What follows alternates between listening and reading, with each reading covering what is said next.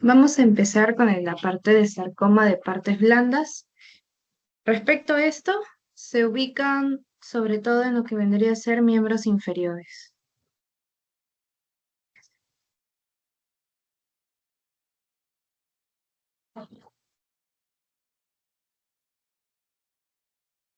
En miembros inferiores.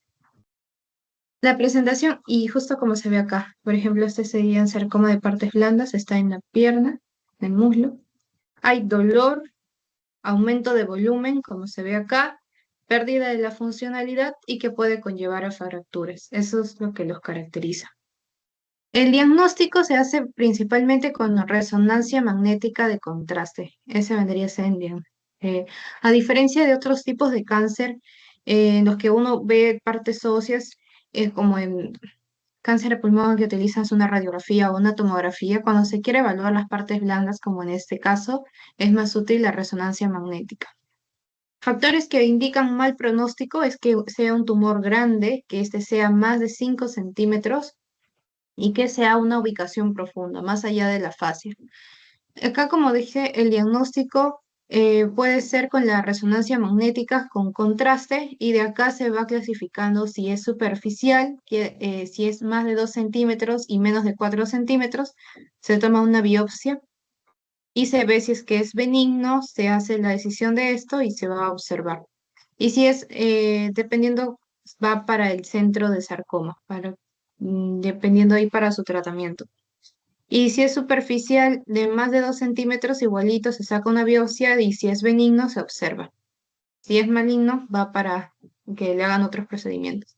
Si es profundo, sospechoso, como dice estos factores de mal pronóstico, que sean grandes y que sean de ubicación profunda, de frente va para el centro de sarcomas.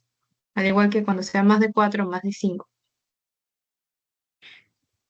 De acá, otros factores de mal pronóstico, no es necesario aprenderse todo esto, solo estos de acá. Características de mal pronóstico es que sea indiferenciado, es decir, que el tejido o la célula, lo que era propio de sí, que tenía un parecido, lo que podría decirse que se parece normal, a, hace unos 3 años era normal y ahora ese tejido ya no es nada igual a lo que era antes, por eso que se dice indiferenciado, ya no se puede diferenciar las estructuras a diferencia de cómo era, por todo lo que ha causado la tumoración. Esto de acá, que tenga más de 19 mitosis, que implica una abundante división celular, una abundante reproducción. Y esto de acá, que sea una necrosis mayor al 50%. Estos son factores de mal pronóstico y cada uno de estos tiene puntajes.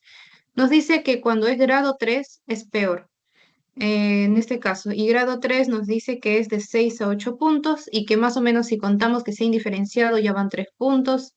Si contamos que tenga más de 19 mitosis, van otros 3 puntos. Y si contamos que tenga una necrosis de más del 50%, van otros 2 puntos. 3, 6, 8. Ahí van los 8 puntos de acá o estos. Pero básicamente esto sería mal pronóstico. Que sea indiferenciado, que tenga más de 19 mitosis y que tenga una necrosis en más del 50%. Eso que sea un grado 3 también indica mal pronóstico.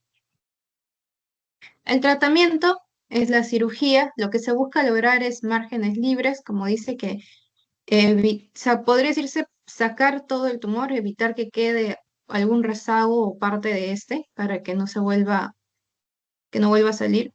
La determinación del riesgo, que sea justamente lo que hemos visto acá, un tumor de grado 3, que el tamaño sea de más de 5 centímetros y que sea de ubicación profunda. El objetivo de la neoadyuvancia, como vimos, es reducir, podría decirse, disminuir el tamaño del tumor para después someterlo a una cirugía y que ya esto sea más accesible. Por ejemplo, si en inicio es un tumor grande y de frente no puede ir a cirugía, entonces primero se le da quimioterapia, se reduce un poco el tamaño del tumor y ya con eso pasa a cirugía. Y también se le puede dar la adyuvancia, que sería después de la cirugía, con el objetivo de que si, por decir, ya se hizo la resección del tumor, pero hubo una partecita que parece que no salió o que quedó ahí, entonces con una terapia adyuvante después de la cirugía podría decirse que se busca garantizar, tratar de eliminar lo que quede de tumor. Se utiliza, ya, neoadyuvancia se utiliza antes de la cirugía. Y bueno, acá nos explica qué ocurre si es un grado 1, un grado 2 o un grado 3. Si es un grado 1, de frente va para cirugía. Este sería el grado 1, que solamente tenga de 2 a 3 puntos. Puede que sea un sarcoma parecido al tejido mesenquimal o que tenga poca mitosis o que no tenga necrosis o una necrosis menos del 50%. Un grado 1 de frente a cirugía. Se puede dar opcional radioterapia y se busca que no haya eliminar la resección. Si todavía quedara un poco de, podría decirse, de tejido tumoral, de células cancerosas, entonces también por eso consideran un opcional darle radioterapia para tratar de llegar a un R0. El grado 2 y 3 ya hay un poco más de riesgo. Y si hay alto riesgo, entonces se añade opcionalmente, dice acá, quimioterapia, radioterapia. Y si hay un bajo riesgo, dice opcional solo radioterapia. Este de acá es importante los ciclos. La quimioterapia, este es el esquema que se da, y fosfamida doxorubicina. Este es importante. Doxorubicina o adriamicina, puede ser cualquiera de estas dos, es el mismo. Eh, entonces el esquema son fosfamidas y con las antraciclinas. El grupo de las antraciclinas lo comprende estos de acá, doxorubicina, adriamicina. ¿Y por cuántos ciclos se da esta quimioterapia no adyuvante? Por 3 ciclos. Esto fue pregunta el ciclo pasado. Así que, ya. Sarcomas óseos, hasta ahí fue partes blandas. Sarcomas óseos son raros, menos del 0,2%, pero de estos la mayoría se dan en la rodilla, pueden afectar a esa zona. De los sarcomas óseos tenemos dos, principalmente al osteosarcoma y al sarcoma de Ewing. El osteosarcoma es el más frecuente en niños, en jóvenes, y bueno, se utiliza la biopsia antes de la cirugía, ¿no? Hay que estar seguros que realmente es un osteosarcoma para luego realizar la cirugía. El diagnóstico también se aplica acá como es óseo, todo lo que sea óseo ya pensamos en tomografía y en radiografía. Y lo que sea partes blandas se piensa en resonancia magnética o hasta en ecografía. Entonces, como es óseo, pensamos en hueso. Entonces, para ver hueso bien, utilizamos radiografía. También pudiera usarse resonancia magnética, pero no es tan específico. Se prefiere, en primer lugar, por eso se coloca radiografía. Tomografía de tórax y abdomen lo consideran porque puede haber metástasis. Esto se dice que puede causar metástasis a pulmón, por eso acá pequeñas lesiones en la tomografía que se ve metástasis pulmonares. Entonces, para eso se utiliza. Algunos signos que puede haber de esclerosis, lisis, el triángulo de Coleman, si por ahí mencionan algo acerca de esto, que no se ve bien en esta imagen, la verdad, pero si mencionan el triángulo de Coleman o el signo este del sol naciente, del sol creciente, eso también indica osteosarcoma. Hay alteraciones en la translocación cromosoma 22. Este se va a fusionar con un determinado gen, que es este de acá, gen EWSR. Creo que no he visto preguntas del ciclo pasado de esto, pero como es algo característico de este tipo de cáncer, de este osteosarcoma, por eso mejor lo colocamos y darle una revisada. El tratamiento principalmente todo va a ser quirúrgico. E incluso se puede dar en bueno, sobre todo de elección en la enfermedad que no sea metastásica.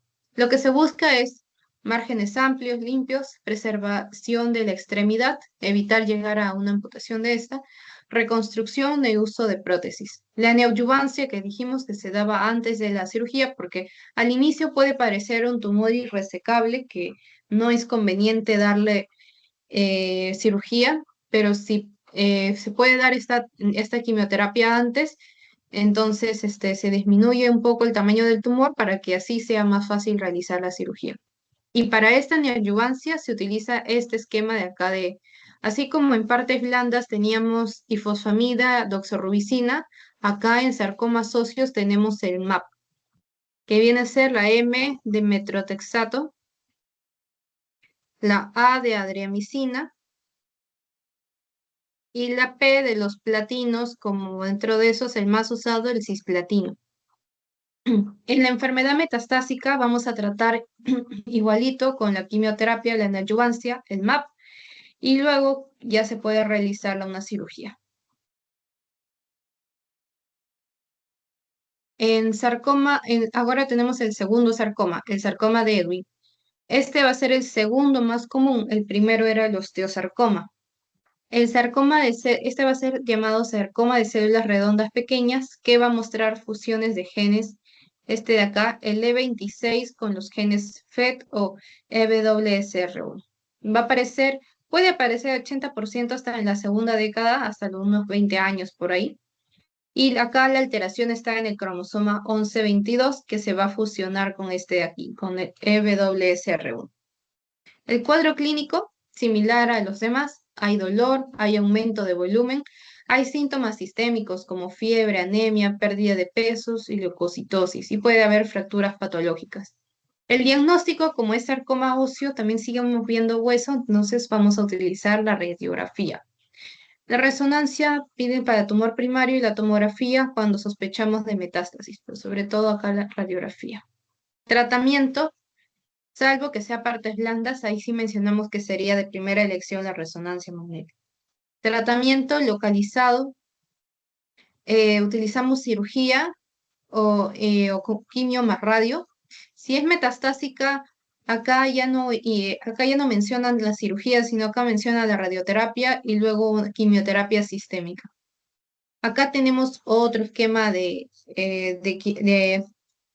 los antiquimioterápicos, los quimioterápicos, que acá, por ejemplo, ya no va a ser el MAP. Por ejemplo, si un osteosarcoma era el MAP, osteosarcoma. Aunque es un poco a veces pesadito acordarse todos los fármacos, creo que puede que sí sea un poco necesario acá porque puede que se pregunten. Metrotexato, adriamicina y los platinos. Acá en sarcoma de Edwin, no creo que pregunten tal vez de sarcoma de Edwin, pero de repente más por osteosarcoma, que son solo tres. Acá en sarcoma de Edwin tienen este esquema. B, D, C y E. La B de vincristina, la D de doxorubicina, la C de ciclofosfamida, fosfamida, la I de ifosfamida y la E de etopósido. Son distintos los fármacos, el esquema de la quimioterapia que se va a utilizar en sarcoma de Edwin que lo que se va a utilizar en osteosarcoma y en sarcoma de partes blandas. Sarcoma de partes blandas solo ifosfamida, doxorubicina por 3 ciclos, osteosarcoma el MAP, metrotexato, aramicina y platinos, y en sarcoma de Edwin este de acá, que espero que no lo coloquen, porque sí está, estos sí son varios. Vincristina, doxorubicina, ciclofosfamida, ifosfamida y atopósito. Ahora vamos a cáncer de pulmón. La epidemiología es el que es el primero a nivel incidencia y mortalidad a nivel mundial. Parece broma, pero sí preguntaron justamente por esto, cuál era el cáncer que causaba más incidencia, si no me equivoco, a nivel mundial, y es el cáncer de pulmón. En Perú es el tercero en incidencia y el cuarto en hombres. A partir de los 65 años va a aumentar la predisposición. Acá tenemos la incidencia, que sí, efectivamente este es a nivel mundial. El primero de cáncer de pulmón y en mortalidad también. Los factores de riesgo, que sean mineros, relacionados al tabaco, historia familiar de cáncer, edad mayor de 65 años, que ya tenga enfermedades pulmonares, y bueno, los factores medioambientales, la contaminación.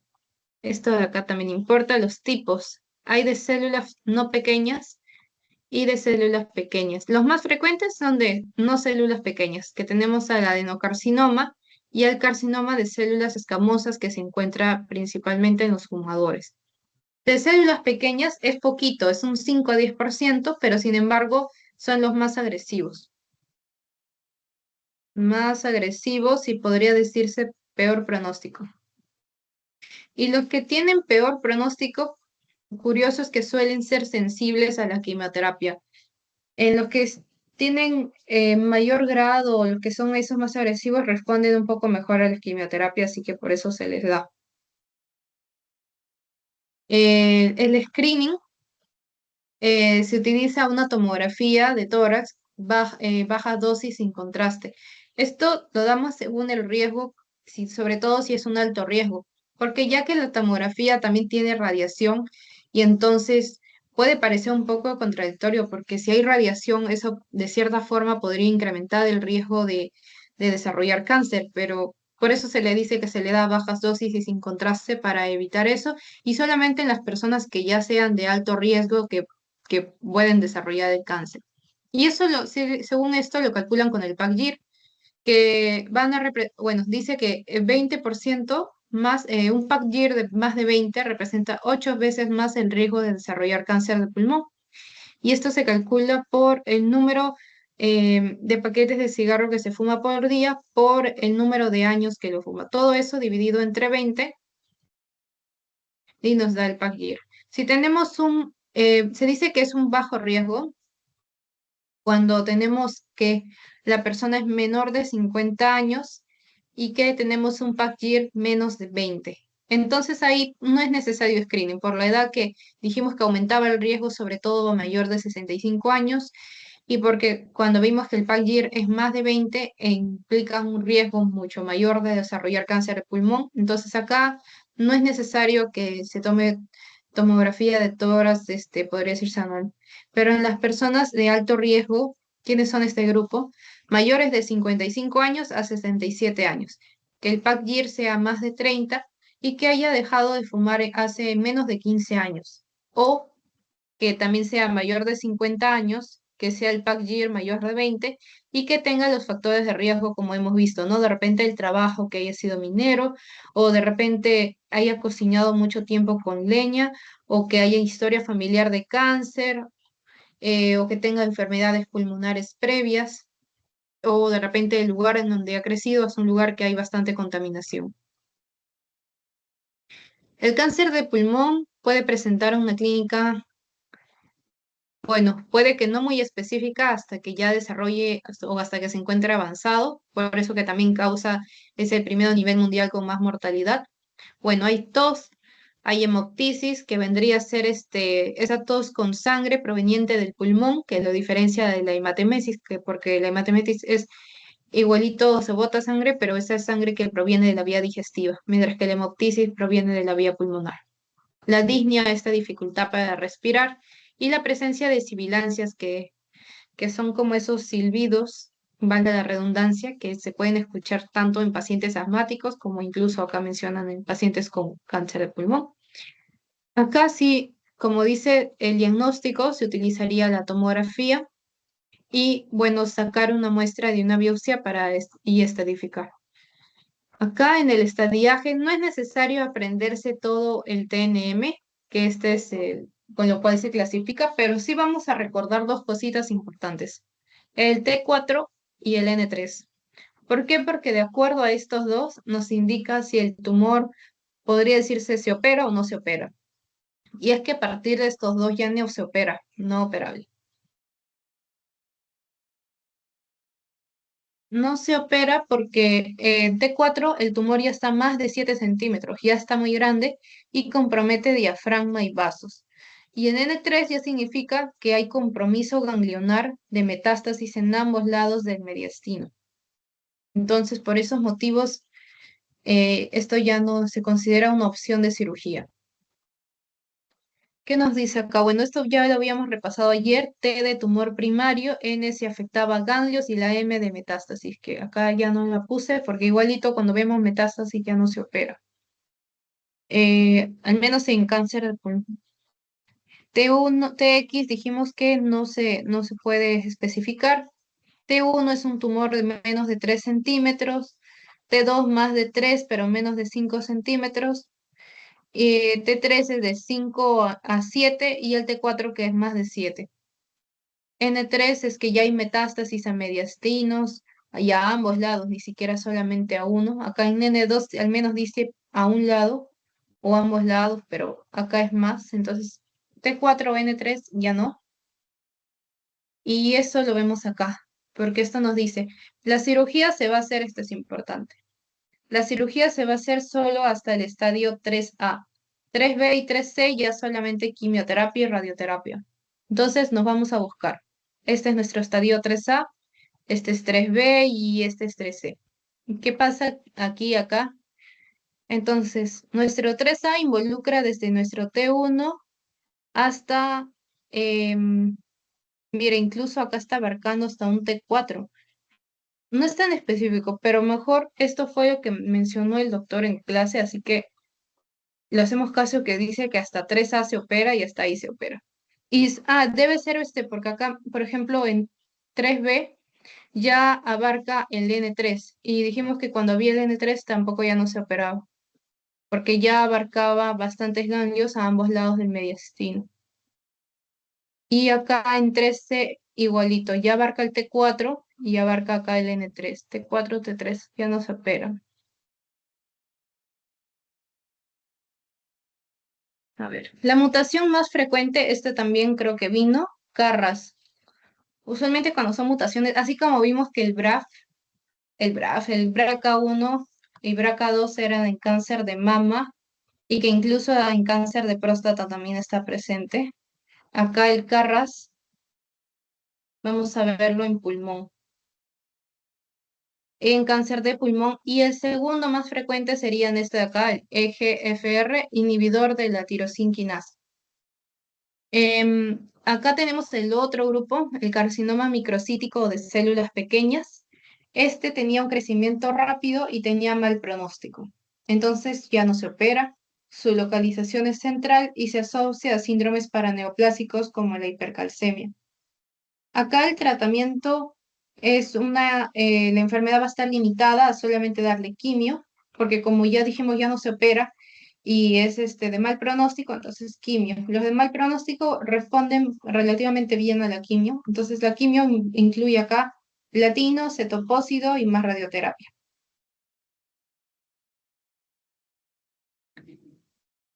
Ya, acá vamos a ver unas preguntitas. Ya, según lo que hemos revisado, los sarcomas de partes blandas se presentan en donde con mayor frecuencia.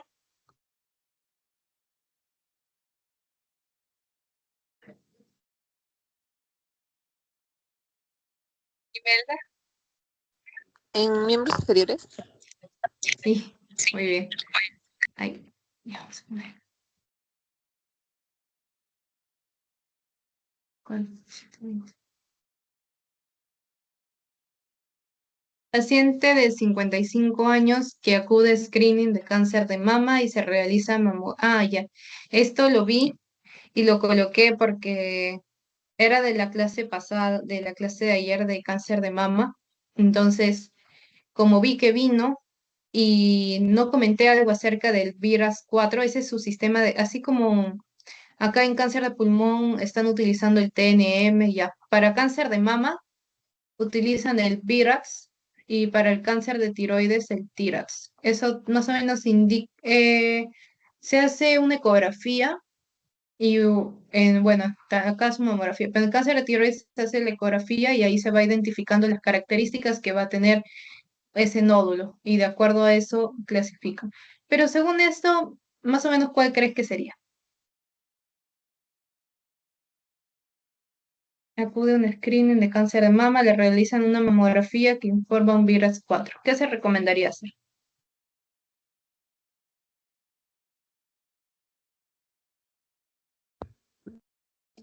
Podría ser una biopsia de mama con control anual con mamografía, ya por ser un BRAPS. Sí, en la biopsia de mama, sobre todo. Entonces, esta era la respuesta, pero sí está muy bien. entonces le realizan una mamografía y para saber qué nos dice aparte de la mamografía tenemos que buscar algo más específico. Entonces se saca una muestra de la biopsia y a partir de ahí también ven. Y se indica que es un virus 4 y ya está, podría decirse que se sospecha, alta sospecha de que es un cáncer, también por eso le piden. Acá lo vamos a buscar, si no.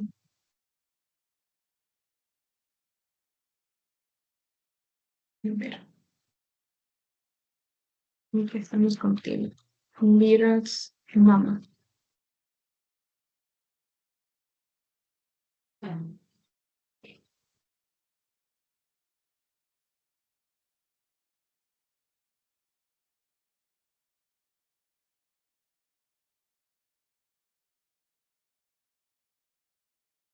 Ya. Bueno, esto es más o menos la clasificación del VIRAS. ¿Qué nos dice un VIRAS 4 que ya se sospecha de malignidad? Un 1 es podría pocos hallazgos de que haya cáncer. Un 2 es benigno.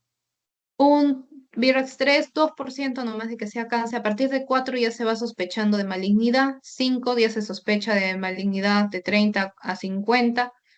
Y entonces acá el 4 como ya hay sospecha, entonces por eso le mandan también. Esto sería en cuestión al virus. Y este sería el T-Rex, que también es importante. Y que el diagnóstico por imágenes también, ahí la misma. Este sería el T-Rex. Acá también, por ejemplo, un T-Rex 4 que es para tiroides y es moderadamente sospechoso de malignidad, entre 5 al 80%. Entonces ahí también se pide biopsia para confirmar si realmente es maligno o no es maligno. Cuando hay sospecha de malignidad, sobre todo, ya ve, Tirax 6 ya incluye diagnóstico de malignidad por biopsia, pero en algunos también le pueden mandar, incluso en el 5 si te dice que es más del 80% de malignidad, lo mandas para confirmar si eso no es. Ya,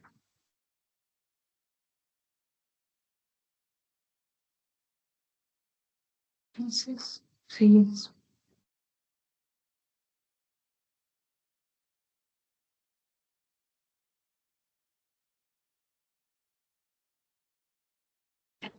Entonces se le realiza biopsia.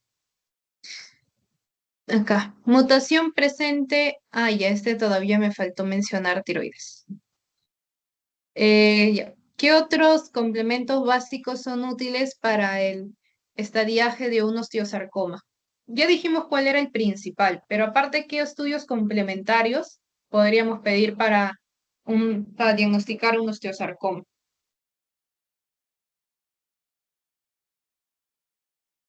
Podría ser la, la radiografía, tomografía y resonancia magnética. Según la clave mencionaron que sería la C, considero porque el estudio podría decirse el gold estándar sería la radiografía para el diagnóstico de osteosarcoma.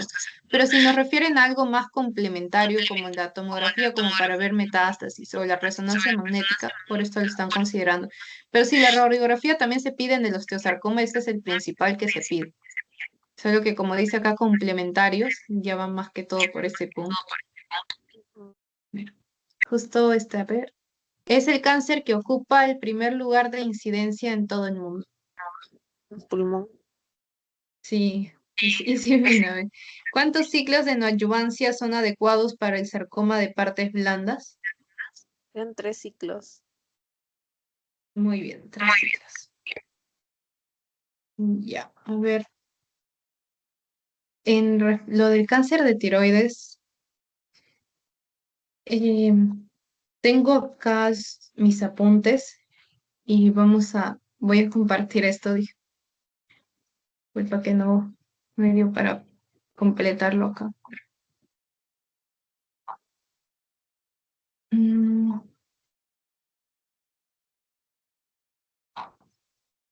a ver.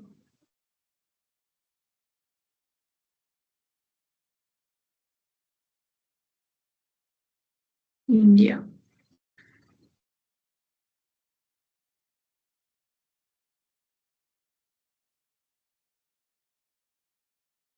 Pero la cosa...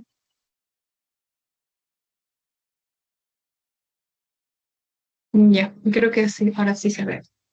Ya. Cáncer mencionan también cáncer de cabeza y cuello. Vino, o sea, en el examen decía dentro del sílabo cáncer de tiroides, pero también vino una pregunta de cáncer de cabeza y cuello. Así que por si acaso.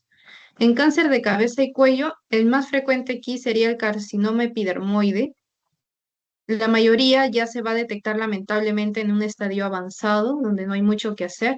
Acá los factores de riesgo pueden ser el tabaco, el alcohol, infección por VPH, malnutrición y bueno, acá mencionan incluso causas ocupacionales.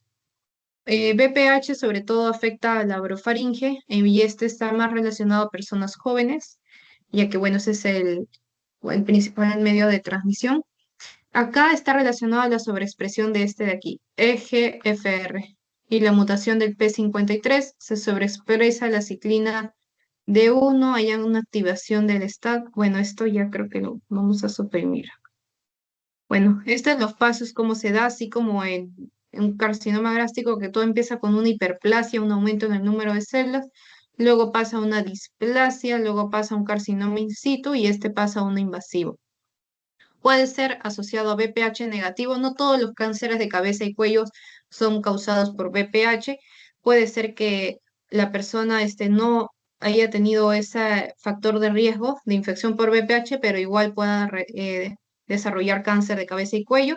Y este ya está asociado a factores como tabaco, alcohol y puede darse sobre todo en personas mayores.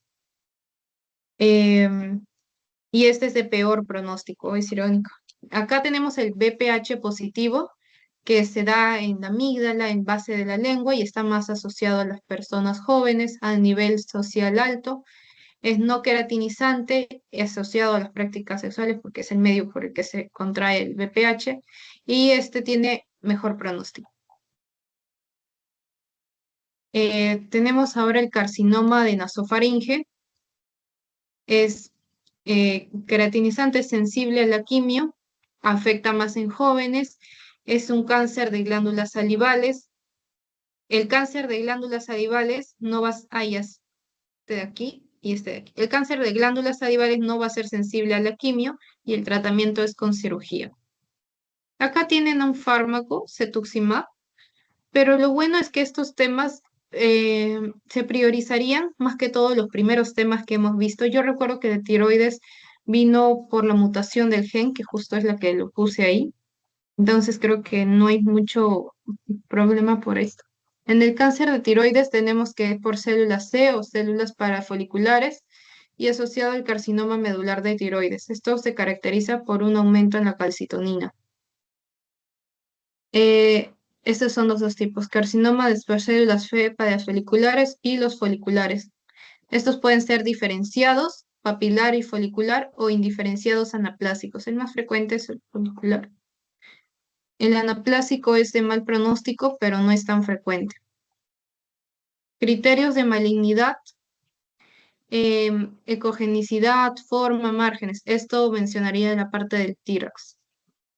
De este TIRAX 1 o 0 puntos, quiere decir que es benigno, se observa nada más. Un TIRAX 2, 2 puntos, TIRAX 3, 3 puntos, menos de 2.5 se observa. Y si es un tamaño, un TIRAX 3, pero más de 2.5, ahí sí mandamos biopsia. Si tenemos un TIRAX 4 de 4 a 6 puntos, si este es de menos de 1.5, se observa, pero si es más de 1.5, biopsia. Y si es un TIRAX 5 con más de 7 puntos, entonces ahí sí, más de 1 centímetro, se biopsia. La biopsia BRA, biopsia por aguja fina, este es el que se utiliza. Las metástasis suelen ser locales. Si fuera a distancia, al lugar primero que hace metástasis es al pulmón. La clasificación que también se utiliza es el Bethesda, que nos indica que un grado, un Bethesda 2 nos indica que es benigno, no hay mucha preocupación ahí. Un Bethesda 3 es indeterminado, no especifica si es exactamente maligno o benigno. Y un Bethesda 4 o 5, ahí sí es sospechoso de malignidad. Ahí sí se pide una biopsia para que te determine maligno. y el Bethesda 6 confirmado que es maligno. El cáncer de tiroides es de crecimiento lento, a diferencia del carcinoma microcítico de pulmón que vimos que era un crecimiento rápido. Así que como es un crecimiento lento, si se descubre a tiempo puede aumentar las expectativas de vida. El tratamiento es la supresión de la TSH, el yodo radioactivo, la supresión de la TSH. Bueno, aprovechamos esto para mencionar. La TSH también está asociada a patologías como el hipotiroidismo y el hipertiroidismo. Y esto es muy bueno porque justo esto viene bastante en la rotación de endocrino. Hipertiroidismo. En un hipotiroidismo, el TSH va a estar aumentado y nuestro T4, que es nuestra hormona tiroidea, va a estar disminuido. En un hipertiroidismo, nuestro TSH va a estar disminuido y nuestra hormona tiroidea T4 va a estar aumentado. Todo es un mecanismo de compensación que va desde a nivel hipotálamo hasta hipófisis. Entonces, ay, yo tengo unas diapositivas bien bonitas. Voy a ver si las busco y me avisas cuando estás en la rotación de endocrino de repente y esto te va a ayudar bastante. Pero la cosa es que si vemos que la hormona tiroidea está disminuida, el paciente tiene poca hormona tiroidea, tiene un T4 disminuido, ¿qué hace entonces el hipotálamo? Y le manda una señal a la hipófisis y en consecuencia la hipófisis dice, hay que aumentar, la T4 está disminuido, hay que aumentar la síntesis. ¿Y cómo aumenta? Liberando la TSH. Entonces la TSH podría decirse que es como alguien que ayuda a la T4 a aumentar sus valores. En ese intento de compensar el déficit que ya hay en el hipotiroidismo, la TSH termina aumentando. Y en un hipertiroidismo, lo contrario, si ya tenemos que hay bastante hormona tiroidea, con un mecanismo de retroalimentación negativa que se llama, o sea, el cuerpo no va a decir, ya hay bastante, entonces sigue produciendo más, no, entonces le dice lo contrario. Si ya hay bastante hormona tiroidea, más bien ya no produzcas tanto TSH, ¿no? Porque ese es el que ayuda a fomentar o que se active y haya más hormona tiroidea. Entonces le dicen, ya no produzcas tanto. Entonces la TSH comienza a disminuir. Es por eso que la TSH se encuentra disminuida en el hipertiroidismo y se encuentra elevada en el hipotiroidismo. El hipotiroidismo ya va a ser un tratamiento de por vida. Ahí, hipotiroidismo. Ahí el tratamiento va a ser con levotiroxina. Ahí, levotiroxina. Y que esto puede variar si es un subclínico o si es un clínico. Y la causa más frecuente de un hipotiroidismo clínico es el hipotiroidismo por tiroiditis de Hashimoto, que es una enfermedad autoinmune. Cuando es un hipotiroidismo por tiroiditis de Hashimoto, ahí ya el tratamiento podría decirse que va de por vida. Tiene algunas características, aparte de los síntomas propios del hipotiroidismo, como la piel seca, la caída de uñas, la intolerancia al frío. Aparte de esos síntomas, va a tener la presencia de anticuerpos positivos, que eso ya se utiliza al momento del diagnóstico. Anticuerpos, antitiroglobulina y antiperoxidasa. Estos dos anticuerpos van a estar presentes en tiroiditis de Hashimoto.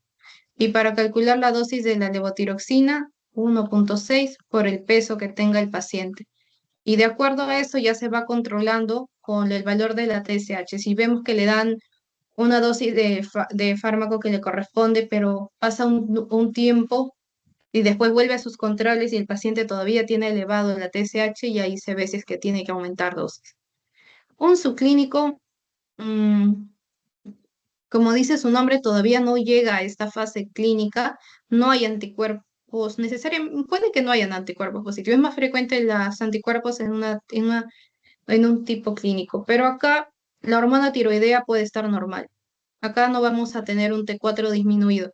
Lo que sí ya va a comenzar el TSH a aumentar, pero no a valores tan altos. Generalmente, por ejemplo, se inicia tratamiento si un TSH estuviera mayor a 10. Pero si tenemos un TSH podría decirse un 5 o un 6, se evalúa si es que hay síntomas o no, y se hace un control de acá a cierto tiempo para determinar si es que merece, si es que sube a este nivel como para recibir un tratamiento, que acá ya no va a ser con esta dosis, ¿no? Sino que con un subclínico es una dosis mínima, 25 microgramos o 50 microgramos, dependiendo si es una persona joven o si es una persona adulta. Bueno, más o menos este es un poco acerca de hipotiroidismo, hipertiroidismo, el manejo. Esto es solo para hipo. Para hipertiroidismo ya es otro manejo, con otro fármaco. Pero eso ya más adelante lo vas a ver más a detalle cuando estés llevando la rotación. Pero es muy bonito. Ya. Tratamiento, entonces, se le puede dar yodo radioactivo. Y este yodo radioactivo es uno de los tratamientos que se emplea para el hipertiroidismo. Se dice que es más fácil tratar a veces un hipotiroidismo que un hiper. Entonces, si un paciente es hipertiroideo, a veces lo que buscas. También el yodo radioactivo se utiliza para el cáncer de tiroides, pero también lo pueden utilizar como para llevar a un paciente hipertiroideo a un hipotiroidismo. Lo llevas a un hipotiroidismo y se inicia un tratamiento con levotiroxina. Y en enfermedad metastásica, tenemos acá otro marcador, el yodo 131, y considerar un tratamiento local, ya si es metastásico, ya no consideramos las cirugías, sino que utilizamos quimioterapia, radioterapia. Si hay refractariedad al yodo, entonces, como dice, ya no se puede utilizar yodo, se considera inhibidores de la tirosinquinasa. ¿Cuáles son? Son estos, lenvatinib y el sorafenib. No he visto todavía preguntas, creo, de esto, pero por si acaso, porque estos, como dice, si es que no se puede utilizar yodo, ya en el último de los casos, inhibidores de la tirosinquinasa, que solo son estos dos, levantinib y sorafenib. Y acá este es el que hay que recordar. La mutación en el carcinoma medular de tiroides es este gen RET. Termina con la T de tiroides. Así que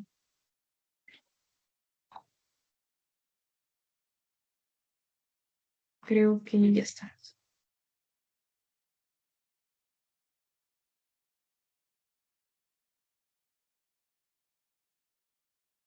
Mm,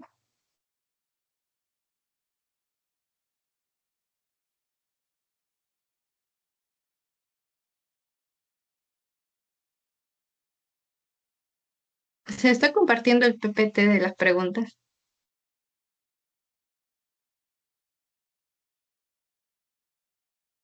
No me sale. A ver, no voy a compartir. Ya.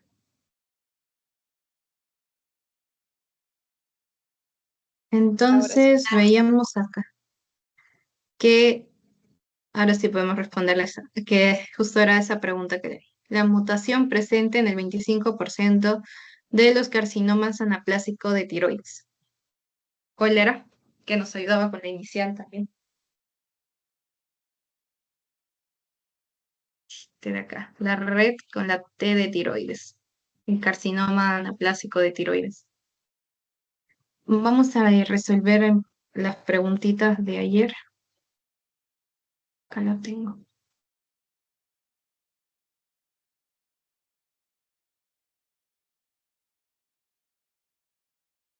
¿Qué tal lo viste endocrino? Más o menos, ¿o se entendió o no se entendió? De repente, disculpa que si hubiera tenido de repente más tiempo para armar algo bonito de endocrino, se hubiera entendido.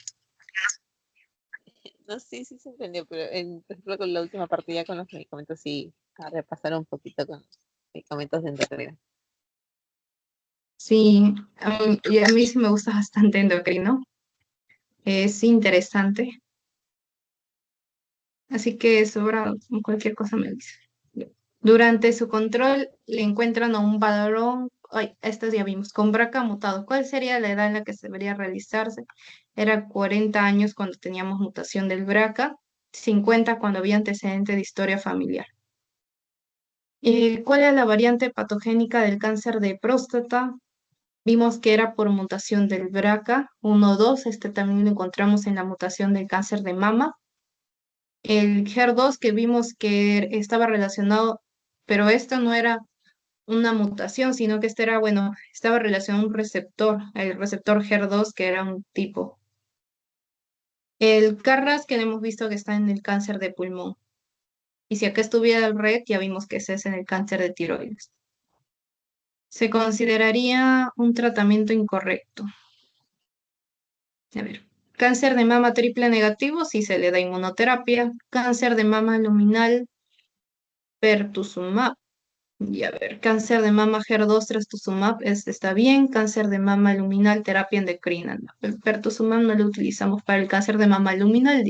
Para el cáncer de mama luminal utilizábamos todos los que terminaban en ciclip, los inhibidores de la CDK4/6. Podía ser varios, pero al menos no terminaban en esta. Así que este no es. Lo que vimos, paciente de 50 años que acude con tumoración en mama, se le realizaba biopsia. Teníamos que el receptor de estrógeno negativo, receptor de progesterona negativo y HER2 negativo y un KI elevado. KI elevado nos indicaba mal pronóstico. 3 veces negativo, entonces un triple negativo. Cáncer de mama triple negativo. Dijimos que si tenemos esto negativo, pero esto positivo, nos puede indicar que eso nos indicaría que es un HER2 o que es un HER2, sí, es un HER2, pero si tuviéramos estos tres de acá positivos, podría indicarnos que es un luminal B, porque dijimos que el luminal, ay, bueno, acá ya no puedo escribir, pero dijimos que los luminal B tenían el receptor, los luminal tenían receptor de estrógeno y de progesterona positivos, pero el B podía tener también el HER2 positivo, a diferencia del A. El A sí, el A tiene receptor de estrógeno, receptor de progesterona, pero no tiene el HER2. Y ese era el A, el que tenía el KI más bajito, menos de 14%, y por eso dijimos que era buen pronóstico. El B ya tenía más de 14 y HER2 y triple negativo ya tienen mal pronóstico. Señale el tratamiento incorrecto. Ah, acá había otro de tratamiento incorrecto. Ya. Bueno, dijimos Lumina, terminan en cicliv, está bien. HER2 es específico de trastuzumab. Em, Triple negativo teníamos que tenía marcador PDL1, plaquitaxel, atezolizumab. Y triple negativo cuando teníamos con BRCA mutado el plaquitaxel y el atezolizumab. Mm, Esto era el marcador del PDL1. El BRCA no era este. El BRCA teníamos que era el de acá. Sí, creo que era el oleparito, si no me equivoco. Sí, sí, los PARIX con el este de acá. Vale, lo vamos a tomar. Sí, es un poco tedioso acordarse todos los fármacos. Es más específico cuando... A ver, vamos a darle una mirada. Yo también me acuerdo de eso. Sí, mutación de BRCA platinos y los PARIPs, el oleparib, el más de esto. Y cuando es para marcador PL1, el plaquitaxel con el atezolizumab.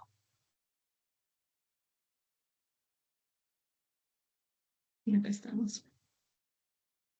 Plaquitaxel, atezolizumab y la mutación de BRCA, los platinos o los PARIPs. Esto de acá, qué bueno que quedó claro. Lo de los BRCAs. Hay un tratamiento que solamente mencionan terapia de derivación androgénica. Ah, se puede escribir. Me parece que la sigla era MDT, terapia de derivación androgénica. De eso casi no mencionan, pero lo único que mencionaron creo que era que eso se podía utilizar en metástasis. Y como vi, creo una pregunta de eso, cualquier cosa que se pueda utilizar en metástasis en cáncer de próstata va a la terapia esa de derivación androgénica. Creo que también la tengo por acá. A ver.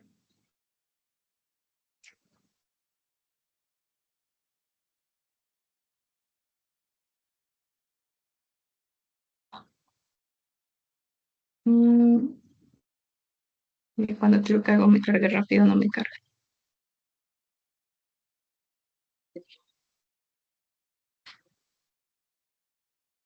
Ya, bueno, entonces creo que no lo encuentro, pero lo voy a buscar y, y te lo mando.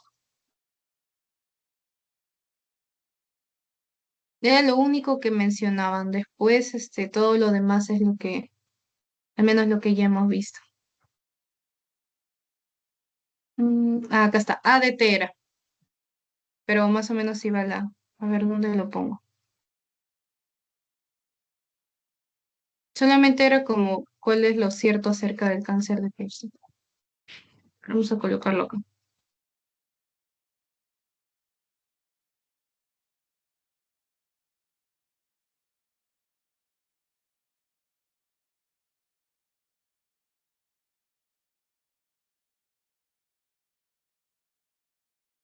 Ya. Esta era una que nos faltó de próstata. La biopsia de próstata es el primer paso en el algoritmo de la evaluación diagnóstica. Bueno, no vamos, cuando se tiene una sospecha o de cáncer o se quiere hacer un screening, lo primero que se hace no es de frente, vas y le haces una biopsia, qué tal que no tiene nada y ya, es muy invasivo en primera instancia, ¿no? Sería el tacto rectal. Si hay, por ejemplo, sangrado, se manda un TB no neneses, que eso lo puede verificar. Y más o menos eso sería por ahí que le puede indicar que hay cáncer y aparte si hay baja de peso, eso también más o menos orienta, pero en todo caso iría el primero tacto rectal, luego iría el PSA, que ya vimos cuando era menos de 20, menos de 10 bajo riesgo, 10 a 20 riesgo intermedio y más de 20 alto riesgo. Entonces, por eso que esta no es lo primero que haríamos una biopsia como primer paso. El PSA, el score de Gleason y el tamaño tumoral evalúan el riesgo de pacientes con enfermedad metastásica. Mm, Evalúan un riesgo, pero no exactamente con enfermedad metastásica. Un PSA podría orientar que el paciente tiene cáncer, junto con las demás pruebas. Un score de Gleason podría evaluar si más o menos, pero creo que no tanto como para una enfermedad metastásica. Creo que si quisiéramos ver metástasis, en todo caso, haríamos una prueba de imagen, de repente una tomografía, que son las que indican mejor enfermedades metastásicas. Un PSA mayor de 6 siempre es compatible. Esta palabra siempre, como digo, hay que tenerle cuidado, porque usualmente a veces no va. Un PSA mayor de 6 siempre es compatible con cáncer de próstata, no. Bueno, no es que sea siempre, como que dijimos que incluso el PSA no nos diagnostica tan exactamente, nos ayuda también a ver lo que vendría a ser respuesta al tratamiento. Dijimos que los marcadores, uy, mi batería.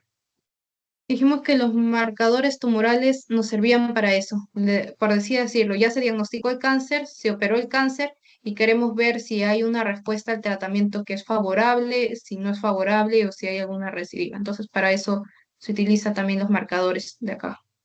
Pero uno que 6 no siempre te va a decir que es cáncer.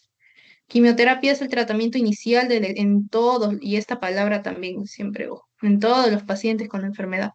Usualmente las cosas no son no siempre o no son en todos los casos. Siempre en medicina hay excepciones. Y no es que sea siempre el tratamiento de elección. Y en enfermedad localmente avanzada, quién sabe que se le puede dar una adyuvancia y luego de repente una cirugía o algo como hemos visto. Pero bueno, este de acá sí mencionan a leves rasgos que la terapia de deprivación endogénica se puede utilizar como manejo en la enfermedad metastásica. Así que ahí, ya. Entonces, creo que hasta aquí hemos visto. En un rato te mando el